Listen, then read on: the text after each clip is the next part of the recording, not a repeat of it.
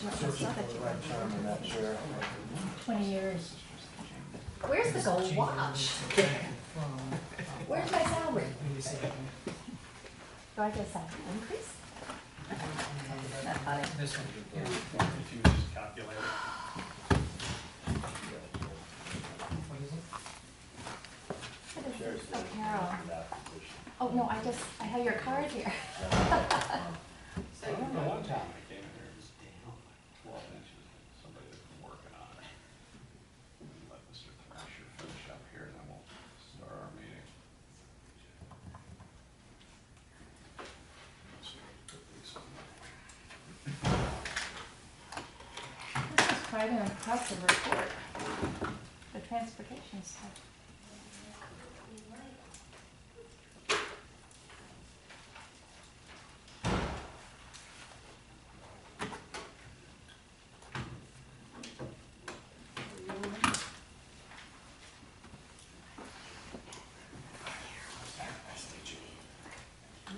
I think I'm on, yep. See a number? See a number, 107. You on? I think I'm on. Okay. What's your calculation, Bill? Yeah, I just seen if it would happen to be on there. Let me look at it again.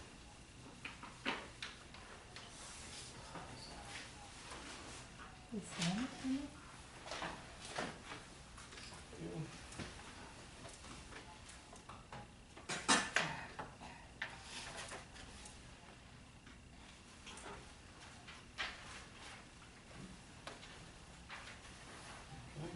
Let's call this meeting to order.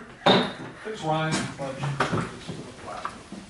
I pledge allegiance to the flag of the United States of America and to the republic for which it stands, one nation, under God, indivisible, with liberty and justice for all. Thank you. Rita, would you call the roll, please? Commissioner Gainer. Here. Commissioner Stanley. Here. Commissioner White. Here. Commissioner Orthwine. Here. Mayor Morgan. Here. And let the record show that at the request of the town manager, Mr. Attorney Baird is here. Mr. Randolph is absent as noticed. And Chief Ward is also present, as is the town manager, Mr. Thrasher. Thank you. We've been presented with the minutes from the regular meeting on April 8th as well as the special meeting on April 13th. Are there any changes, additions, corrections, or comments? If not, is there a motion to approve? So moved. Second. Ms. Taylor? Commissioner Gainer. Yes. Commissioner Stanley. Yes. Commissioner White. Yes. Commissioner Orthwine. Yes. Mayor Morgan. Yes. Any rearrangement of agenda items? I don't believe so. No, we have none. Thank you. Next meeting is June 10, 2016, 9 a.m. Now, let's move to the fun part. We are very pleased to have Carol Westmoreland from the League of Cities today present an award to Commissioner Joan Orthwine. Thank you very much, Mr. Mayor, Commissioners, Mr. Manager, Mr. Attorney, and Ms. Clerk, and audience. I am Carol Westmoreland, and Mr. Police Chief, I'm sorry, I left you out. I'm Carol Westmoreland with the Florida League of Cities, and it's a true pleasure and a distinct honor to present to Commissioner Orthwine a resolution of the Florida League of Cities Board of Directors honoring Joan K. Orthwine for 20-plus years of elected service and presenting her with the John Land Years of Service Award in recognition of her unselfish commitment to municipal leadership and governance. Whereas, I won't read them all, America's municipal governments have long relied upon the unselfish leadership of their citizens for local self-government, and Florida's municipal governments share the time-honored role as the level of government closest to the people. And whereas municipal leaders strive for excellence in the governance of their city and town or village and commit themselves to providing quality services, governing effectively, and working to improve the quality of life, And whereas the league has named its years of service recognition in honor of John Land, the mayor of Apopka, between the years of 1949 and 2014, a leader whose dedication is unsurpassed. Whereas several terms in office is a high compliment voters give to an official. And with these years of experience comes a strengthening of wisdom, discernment, and strong leadership skills that bring tremendous value to the municipal governments of Florida. And whereas Joan K. Orthwine has held office in the town of Gulfstream for 20+ years, she is recognized for this achievement. Now therefore be it resolved by the Florida League of Cities Board of Directors. Thank you. Thank you very much. Congratulations. Thank you. Oh, thank you. I just want to say this has been a great honor serving this wonderful community we have. It is truly a unique, special community, and I'm just so proud of it. I mean, it's been a wonderful experience. So thank you. Thank you.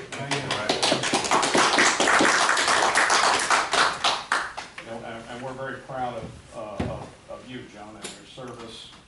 20+ years reflects the dedication that is truly remarkable. You have always done so with devotion to the town, and as always with grace and class. And we are most grateful.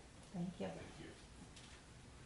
We have another award for this second year, I believe the second year in a row.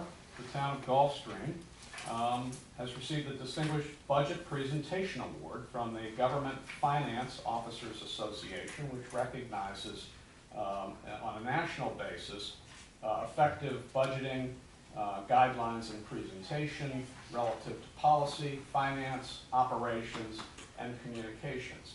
So the town has received that award, and we're quite pleased to receive it. In addition to that, our town accountant, Rebecca, too. Is Rebecca here? She must be getting used to receiving these awards.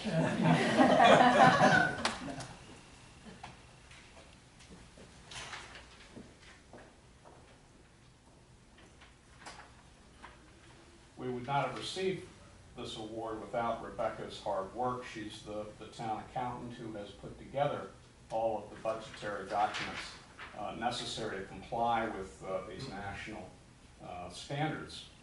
And it's the reason we received it last year and have received that award again. So here she is. After I complete my speech, thank you once again, Rebecca. Congratulations. As I said, the Distinguished Budget Presentation Award is the highest award in governmental budgeting, presented to government units whose budgets are judged to adhere to the highest program standards. Well, thank you for bringing us to those high standards. You're Thanks very for that. welcome. 2 years running. There you go. She's a little intimidated by all that. Yeah, as you can tell.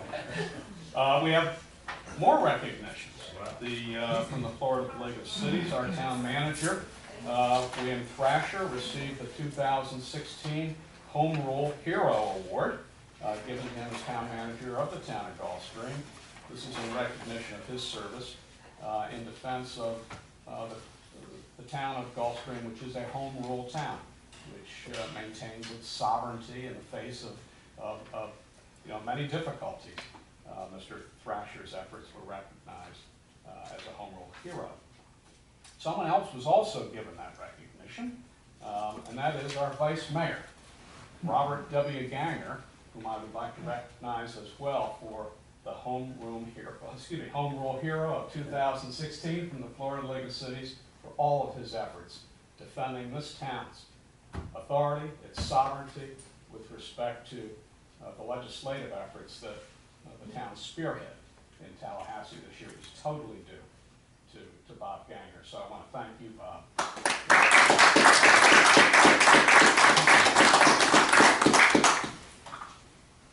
All right, and enough of the awards.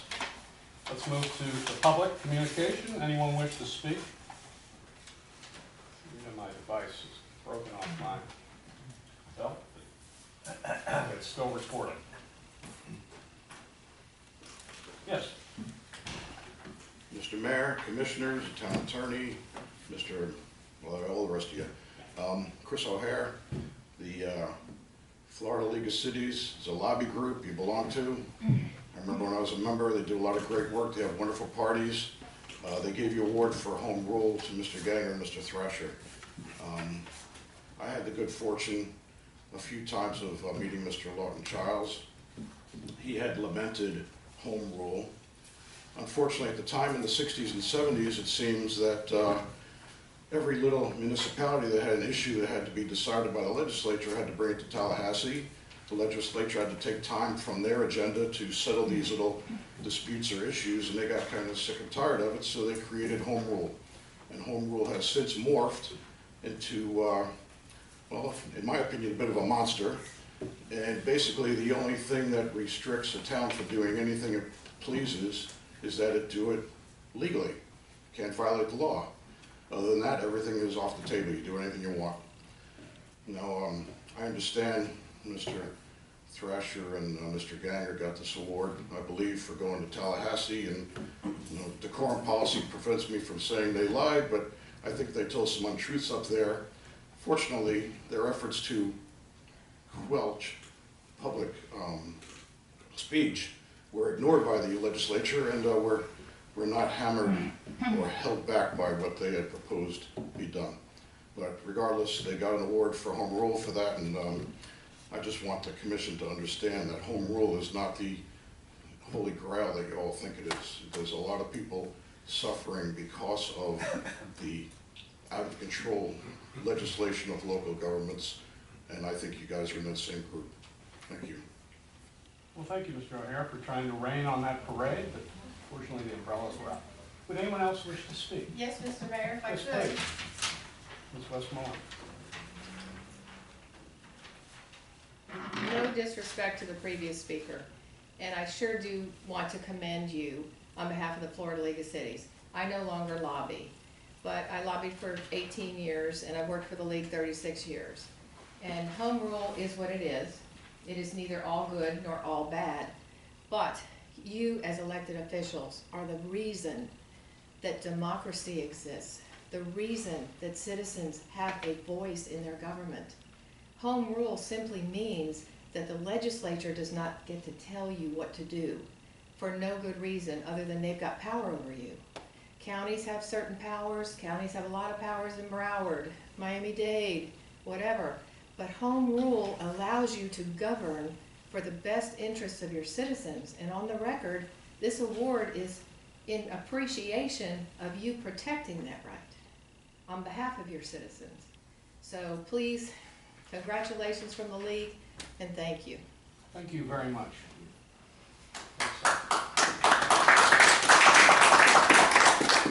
Anyone else wish to speak? If not, let's move on to reports. The undergrounding report, Mr. Brannon is not here today, so I will present our report. On phase one, after the last meeting, Mr. Brannon and I sent a number of letters or emails, depending on who was sending it, with certain demands and or veiled threats, and as a result of that, or just as a result of coincidence, the Comcast undergrounding element on phase one is now complete. AT&T's is partially complete. There remain 2 lines to go underground at the Gulfstream Country Club and between 1170 and 1400 North Ocean. Those are to be put underground today. If they are not, veiled threats will have the veil removed. We have retained special counsel to assist us with respect to the undergrounding. Gary Resnick of the firm of Gray Robinson has been retained to advise us and to negotiate for us on phase 2 and to advise us on any remaining elements of phase 1. Mr. Resnick is a specialist in public utilities law, has quite a bit of experience, and he was retained not too long ago. On phase 2, the Comcast not only finished phase 1, they have provided us finally with a quote for the work on phase 2. That quote is for $160,312. It's obviously more than phase one, but there's reasons for that. Phase two is a much larger project, but in addition to that, Comcast will be changing to fiber optic rather than coaxial. Fiber optic is more expensive. But although it's a little more expensive on Comcast's side, remember we saved over $400,000 with Wilco Electric for the conduit because of the narrower gauge and smaller runs of conduit for fiber optic. So this is really a win-win, as if you want to describe it that way, for phase two. AT&T has finally given us their special construction charge. This is a quote for $25,000 to begin their evaluation to prepare a quote for the phase two work. This is typical. It's what was done in phase one, the same price, that hasn't changed. It's what AT&T does, so it's something we will have to pay in advance. I am recommending, in order to get this project going, that we approve the Wilco Electric proposal. That is their quote with the change order modification, to which Mr. Thrasher just ran the numbers for us. With the change order, the quote is $2,430,390.50. In addition, there is the lighting element. We didn't talk about that very much, but it seems to me if we're going to conclude the phase one and phase two of undergrounding, we should do the street lighting at the same time. That would be considerably more expensive, in my opinion, if we deferred it and then had to rebid it and bring a contractor out just for that small element of job. So while it's an additional $460,206.55, I think financially it makes sense to do it all at one time. And any comments on that point? No, No? it needs to be, yeah, it Needs to be done. I think it's always cheaper if you have someone in place to go forward than to come back. And I believe the amount is pretty much what was budgeted for, so it's not as if it's a shockingly high number. I would also like to get approval from the commission, not only to move forward with Wilco's quote, but to approve the Comcast quote, which we now have, subject to authorizing me to negotiate whatever terms are necessary to give us some time limitations on the installation of their work. Ditto on AT&T, I would like authority to approve the $25,000 payment, but with authority to negotiate with AT&T so that the contract that is eventually drawn up is done with some terms more favorable to us. I can't guarantee anything. These are utilities. They're essentially monopolies in their area. That's the problem with monopolies. But I think without making the effort to try to change some of the terms, put some time limitations on this work, we could find ourselves in the same situation that we did with phase one. So what I'm requesting from the commission is a motion to approve the Wilco Electric quote for the undergrounding and the street lighting, and the Comcast quote, and the AT&T $25,000 payment in order to get their quote. And do you want to discuss any of those items? What's the final number, and how does that compare to what was budgeted originally? How much over budget would those numbers be? Well, we went, I don't know the exact number on the Wilco. You'll recall it was roughly, I think it was 970-some thousand over budget. It would now be 540, roughly $500,000 over budget. That's the number we've been talking about. What you're asking us to approve now is within the parameters of what we've been looking at, about $500,000 over budget. Correct, for the undergrounding of the electric. For the AT&T and phase two. Comcast. Now Comcast's This is lower. Comcast is about 50%, I believe, higher than the Phase 1 quote, but it's not apples to apples. This is a larger project, we're using fiber optic. It seems to me that it's a reasonable quote. AT&T's we don't have. All we have is the request for the $25,000, essentially engineering down payment, which appears to be standard and routine. I don't see any reason not to approve that. Comment? Yes. To align with previous comments of last meeting, I believe that the undergrounding of Wilco quote is $510,000 over budget with the change order, and the amount that we're over budget in regards to Comcast is 61, for a total of 571,000 as of this date. And AT&T's we don't have, And obviously. unknown at this time, that Right. may change. But as those numbers change, so changes the numbers that we would use for 2016-17 budget. Right. Other comments, questions? When would they be able to start? Depending on Wilco. Well, actually, that's a good question. Thank you for asking it. There are two agreements that have to be signed in regards to the next stage of action on Wilco. One is the right-of-way agreement, and the other is installation agreement. Both those have to be signed, executed by the town before inventories can be begin to flow to our project, so Wilco can use those. So until we get the inventory here, they won't be able to proceed. And so that along with the approval or letting of the bid, we need to also recognize that we have to sign two other agreements, right of way and the installation agreement, in order to get materials flowing. Current plan for signing those, or at least that best estimate? I would, they're ready to be signed immediately upon approval and recommendation of the mayor. Do you want to start with the approval of Wilco? We'll take comments from the residents first. Yes, thank you, Mr. Mayor. I applaud the efforts you're making to try to improve the town. I think it's great, and I understand, like in any endeavor like this, is unforeseen things that come up, things cost more money. I remember that the Civic Association lobbied hard to get the, whatever it was that we voted on passed for this underground work.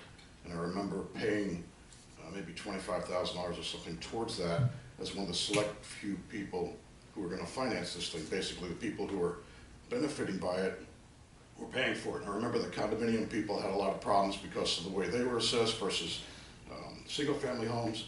My question to you now is, who's paying, where is this money coming from? Is this coming from the general fund, so in other words, it's being taxed on everyone in town? Or is this, are you going back to the original residents that paid for the first phase to pay for these additional overruns? No, it will come from the general fund. Correct. I'm No sorry. additional assessments will be asked for of the core or the Berry Island residents. So we're going back to the people who were paid in first time to cover the shortfall? Because I'm not quite No, understanding. overage will come from the general fund. There will not be a special assessment or tax to pay for it. So Plaza Soleil will be paying for it as well? That's correct. That's what I want to know. Thank you. Based on that alone, of course. All right, anyone else here to comment? If not, let's start as Ms. Wine suggested with the Wilco Electric quote. I guess what we're looking for is a motion to approve the execution of the right-of-way agreement and the installation agreement with Wilco Electric Company relative to their quote to complete the work on phase 2 of approximately $2,430,390.50, and including the undergrounding of the lighting wiring of $460,206.55. Just for clarity, I think the contract, the agreement, the underground, the right-of-way and installation agreement is with FP&L, not with Oh, I'm Wilco. sorry. That's correct. have to execute those agreements with P&L first. You know, in light of this overpayment and the issue with Plaza Soleil, why is there, I mean, I understand this is unforeseen, but, it's a change in funding, how this project is funded. Why is it being done that way? And it wasn't originally planned to be that way, that Plaza Soleil would have to pay for that, but now they will be paying for it. What is? I think the reasoning is that initially the residents that were affected by the undergrounding were the ones assessed for it. As a result of time passing, that cost increased. The vote to authorize that undergrounding was based on the amounts assessed against those residents. This overage is really no one's fault. It's at least not with respect to the town. And since the benefit of the undergrounding is to the benefit of the entire town, and since this affects a large proportion of the town, it would seem reasonable that the town make up the overage rather than going back, revoting, reauthorizing legally the assessments of the affected people. If this project is going to be done, I think this is the only way it can be done. And the town has to bear the responsibility of paying for it. That's my opinion. I agree with the mayor. We took it on, what, 5 years ago now, and it's just no fault on anybody. 6 years, yeah.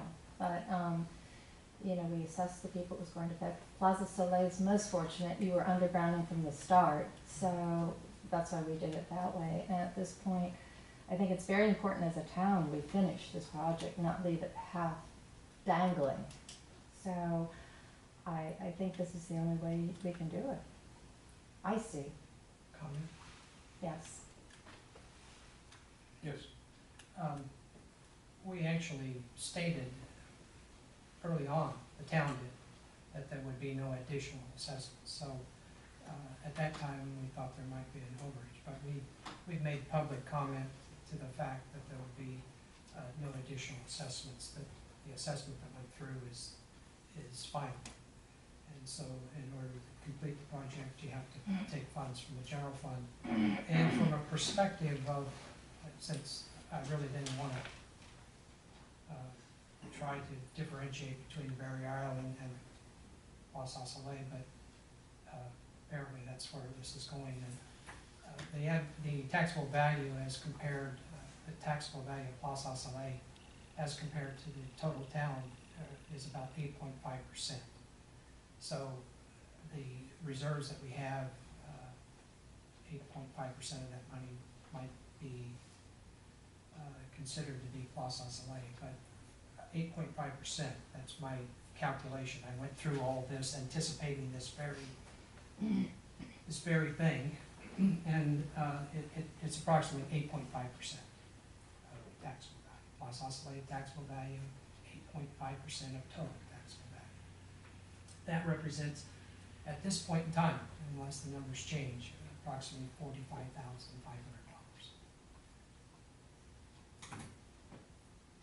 Good information. So the bulk of it, 91.5%, I guess, is coming From from the ad very valorem on the town that's really experiencing the benefit of that underground. Other questions, comments? No.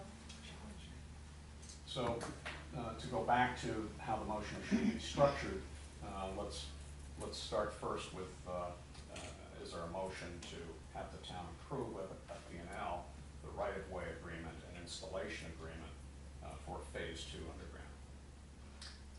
I'd like time to do this.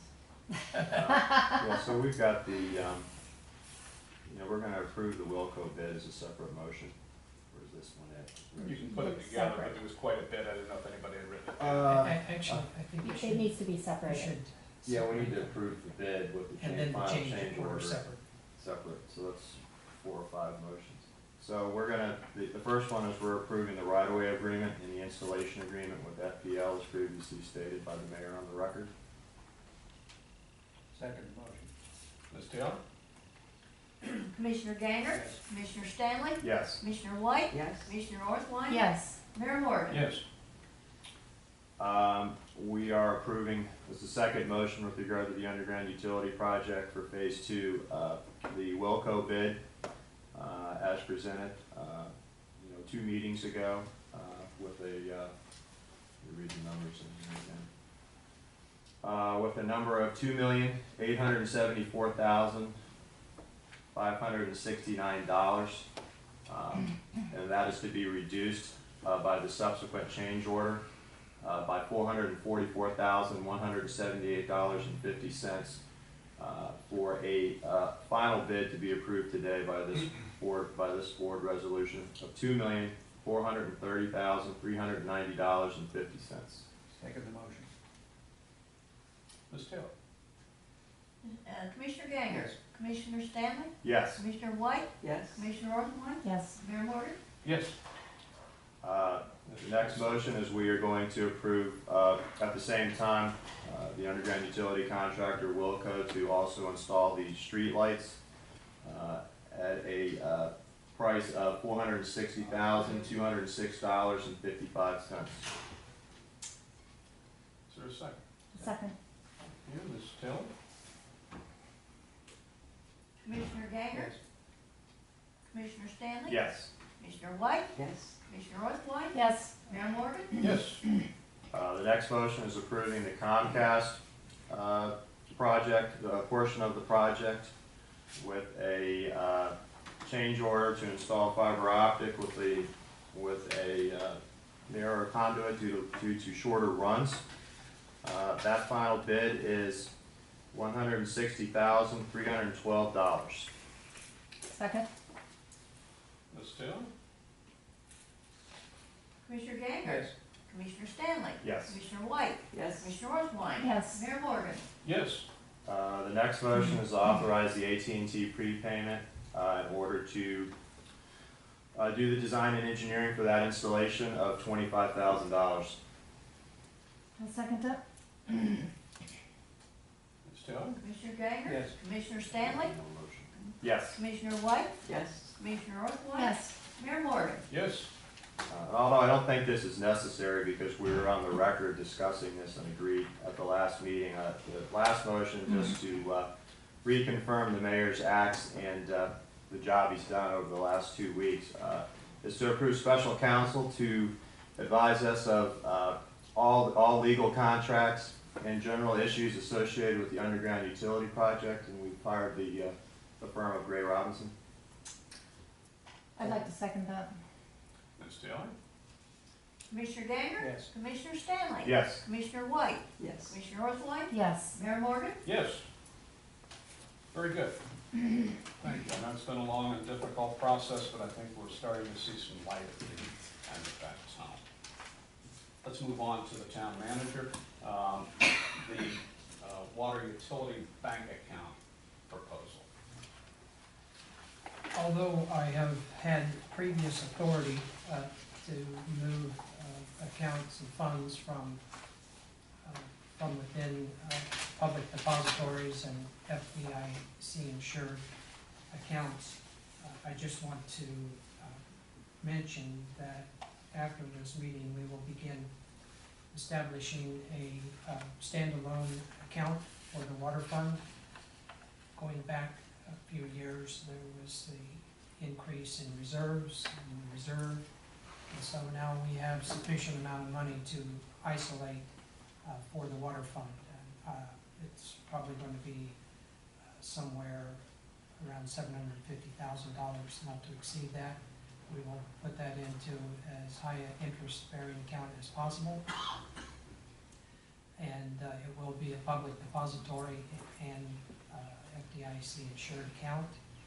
But this is basically a follow-up of something that I said we would do when there was sufficient amount of money to do so.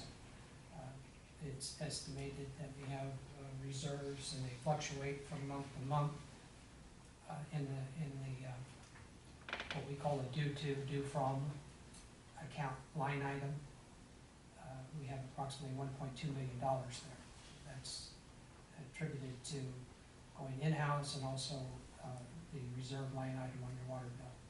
So it'll be a standalone account. The rest will remain in the due to, due from, in case there are some minor repairs, some substantial amounts that need to be taken care of right away. And I don't know if I clearly expressed what I intend to do, but I would answer any questions that you might have. Seems to make sense to me. It's a lot of money, separate it, try to get the best interest rates you can. Any comments, questions? No? Very good. Let's move on. Also, town manager, the Barrier Island Fire Feasibility Study, which we recently provided a copy to the commissioners. What you were provided was a draft document. That draft document was reviewed and analyzed by the 6 area town managers. And we had a meeting. We did follow up in a meeting at Ocean Ridge. There were several questions that need to be answered in that draft report. There's also additional information that is being requested of our consultant matrix, and we will receive an additional draft report before the final report. The managers will again analyze it and see if their thoughts and concerns and desires have been referenced in the new draft report. There seems to be a nominal amount of money as far as it relates to cost savings. That was challenged by the managers, and rightfully so.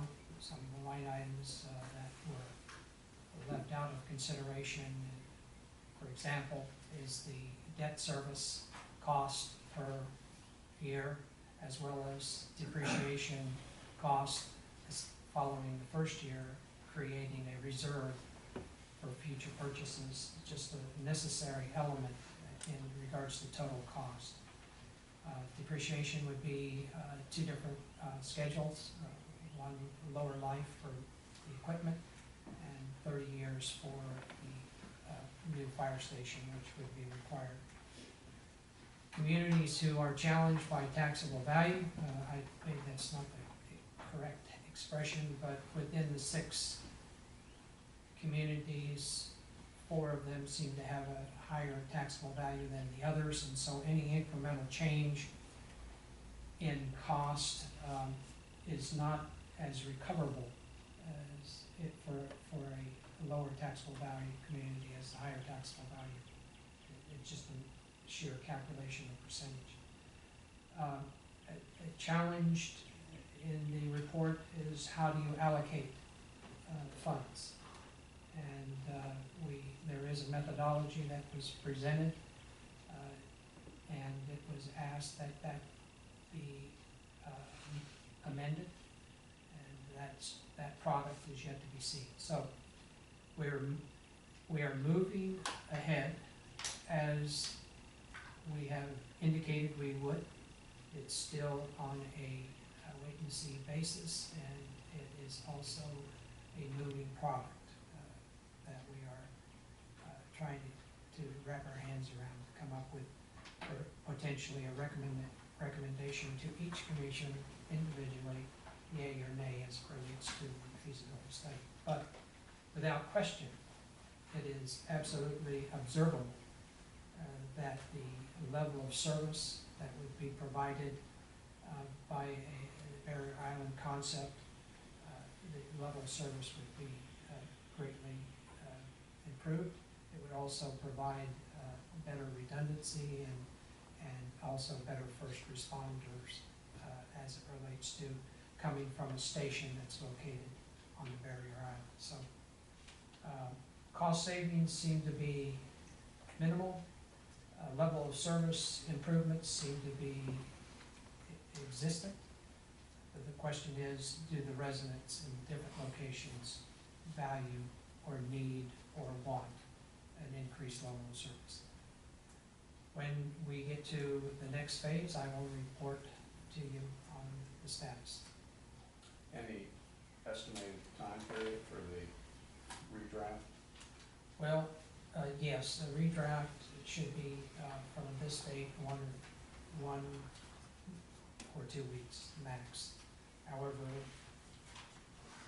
I do believe that in that next draft, there will be modifications required too. What we have tried to express to the consultants, the manner that we did it, it may not be as clear to them as it is to the participants. So I'm expecting that this will be a second draft for leading to a third draft. But it's a complex project. The draft itself was quite lengthy for anyone who wants to see it, and fairly general. Obviously, it's going to be redrafted a number of times.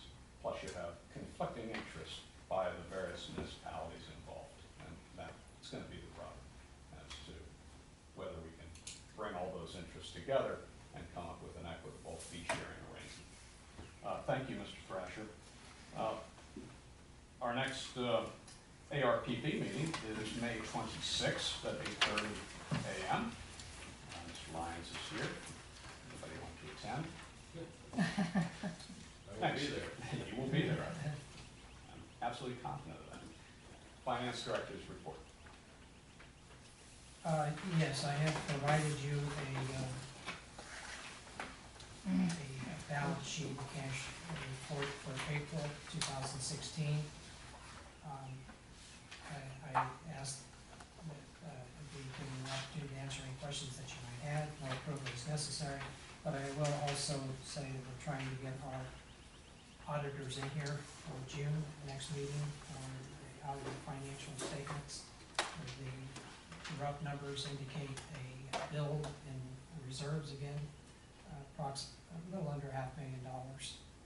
And this year, if you project out, there will be a build in 2016 as well. So getting positioned for the need for additional funds as it relates to the undergrounding project, which probably the bulk of which will hit in 2016-2017 budget.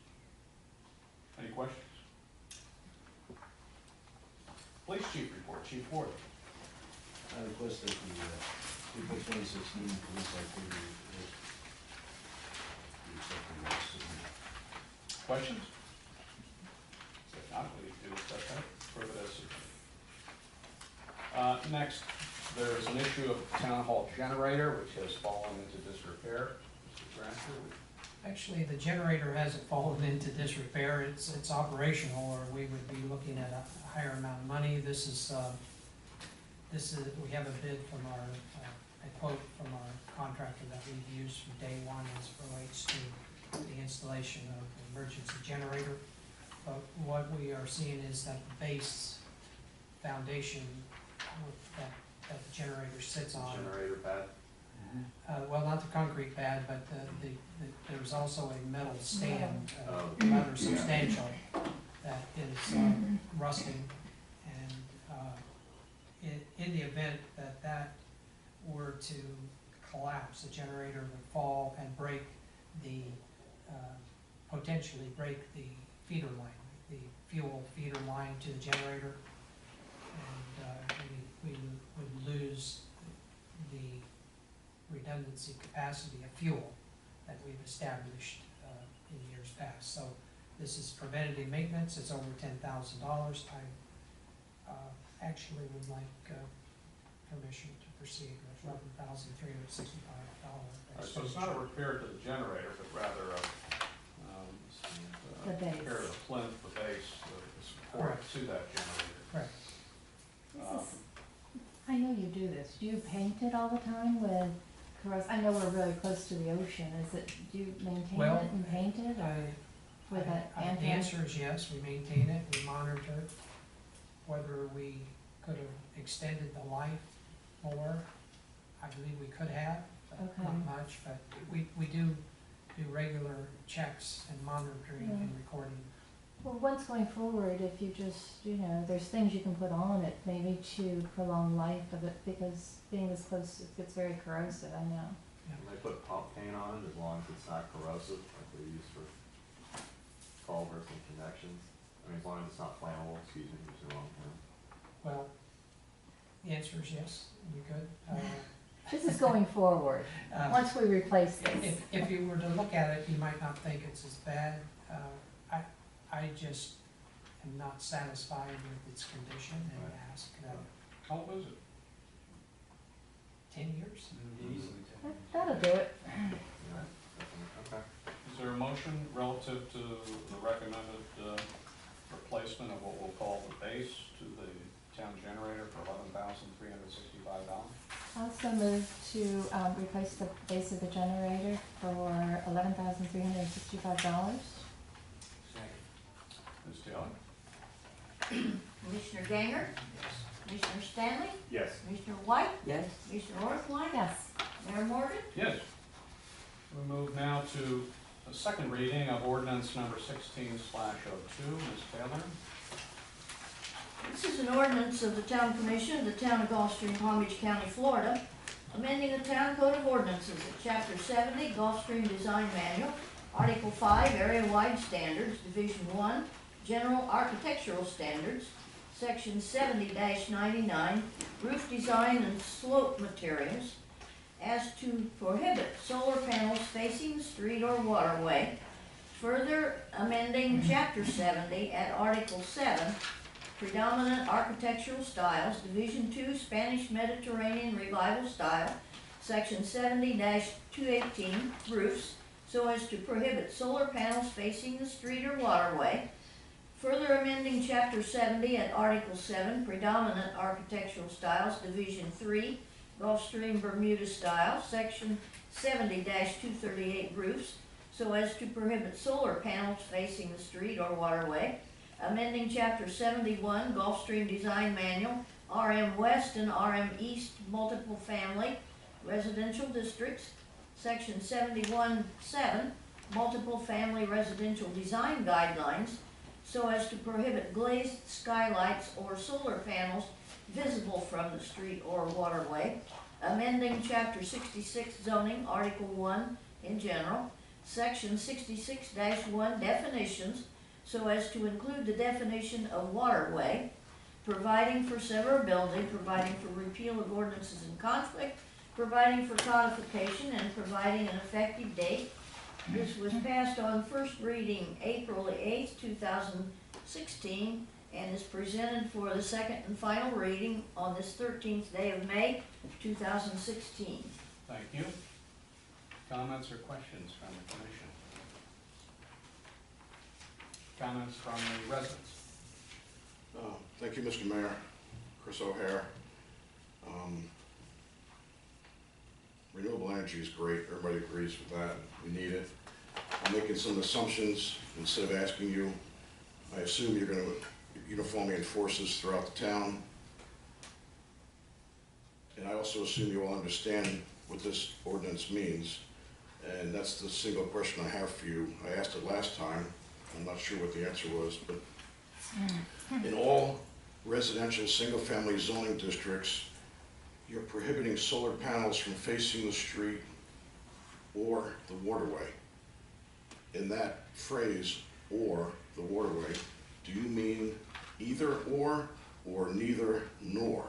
So in other words, solar panels are prohibited now on both sides of a roof, if it's one side's the street, one side's the waterway. Is that correct? That's correct. That's, I believe the reading of this ordinance is prohibiting them from street visibility, prohibiting them from waterway visibility. Okay, that's what I wanted to clarify. The reason I ask is because there's a state statute that prohibits this ordinance, and I'm sure if Mr. Randolph was here, maybe he would scold the person who wrote this, or maybe Mr. Baird would like to weigh in on it, but 163.04 says you can't do it.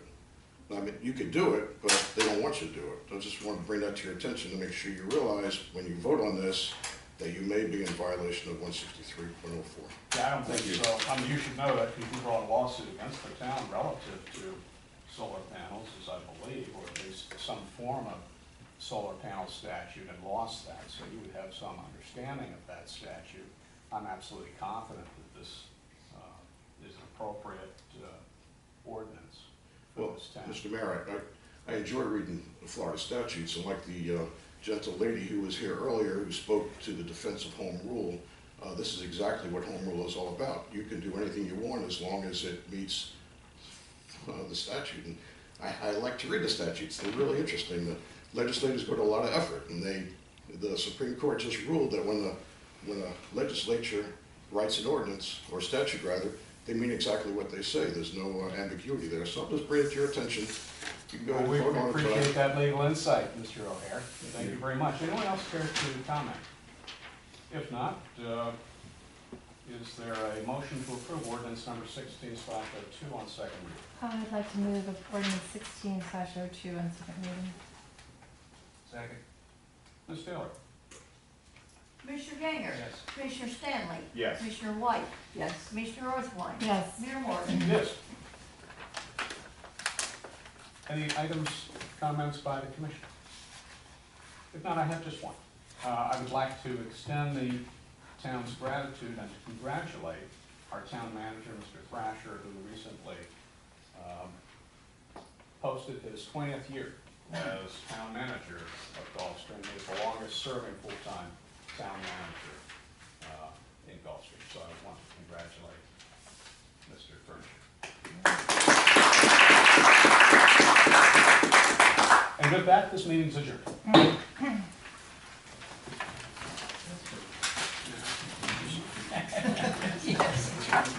Did you get through this?